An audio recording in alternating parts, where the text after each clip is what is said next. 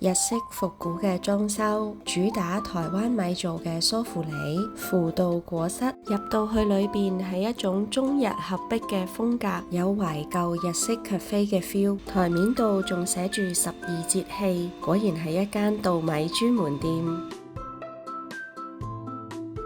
好可愛嘅日式燈籠、鐵觀音鮮奶茶，真係好香烏龍茶味，同埋好有濃郁嘅奶香味。呢個配搭好好飲。新鮮即製嘅梳芙梨，哇，出爐啦！再加啲新鮮奶霜上去，撒埋啲可可粉，加花生碎，炭焙烏龍梳芙梨，質地好鬆軟，呢種鬆泡泡嘅感覺，台灣人會話短短，已經忍唔住要趁熱食啦。好鬆軟，好香，奶香又滑，又有烏龍茶味。食嘢嘅時候，隔離台有個80歲嘅靚太 Auntie， 一路撩我傾偈，傾足全程。